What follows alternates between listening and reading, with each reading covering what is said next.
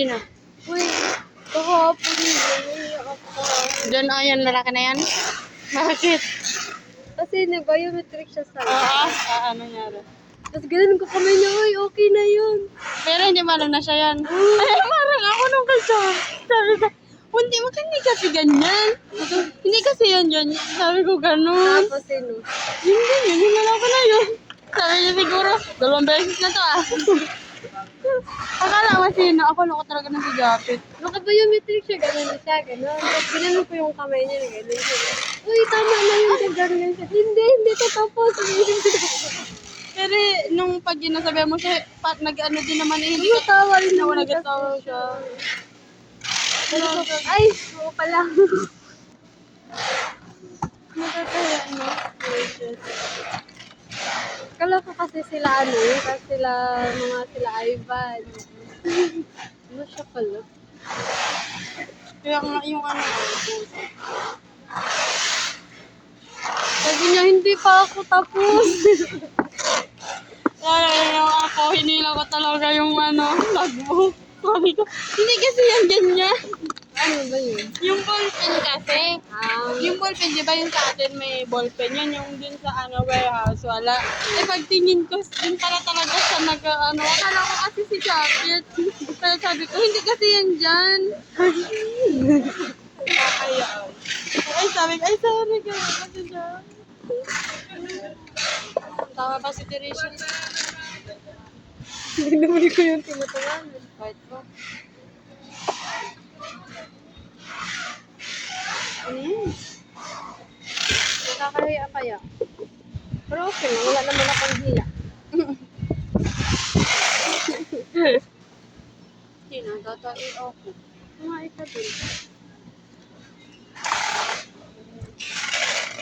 Ano wala mo, Joy? Nagbili lang kami. Alam mo ngayon, hindi na kami kaluto pag umaga. Bakit? Wala. Alam mo pag yung gising, yung alin na lang sa amin kung sino ang makapagluto. Pag wala, ay mabili kami. Pag walang nagluto sa amin, o di bili. Kung ang tamad na namin ngayon. Nakakapagod naman kasi. Basta gumising kami 7, dati nagaligo kami alas 5, alas 6. Ngayon, inaabot na kami alas 7. Matamura na talaga. Ang lamig din kasi nito. Ayoko magdikit. Ako nga sa isip ko, gising ako ng ganyan. Pero nagigising talaga ako pagpasok natin 9, nagigising talaga ako niya ng 6.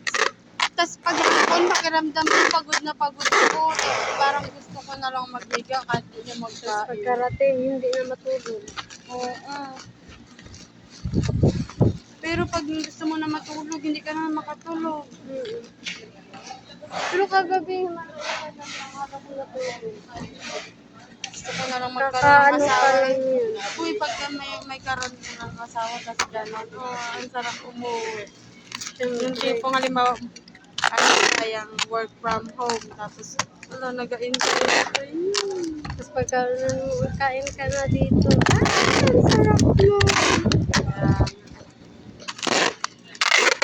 Sarap pag mag-live-in, pero Nakakatakot kasi syempre pag live na, nandun na lang ako yun. Pero nakakatakot kasi. Baka yun yung sinasabi nilang sa una lang talaga masarap. Makamot ka na lang na walang kape.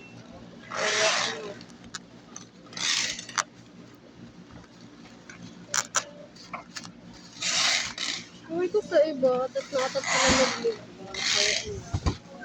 Ako natatakot talaga ako. Makipag-meet up na ayoko eh. Ako ganyan din ako dyan, natatakot ako makapag-meet up. Pero Meet up ngayon, na, yung ano pa rin.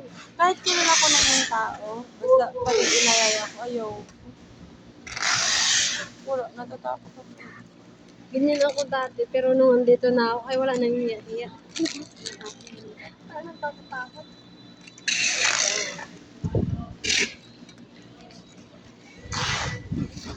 Shit po.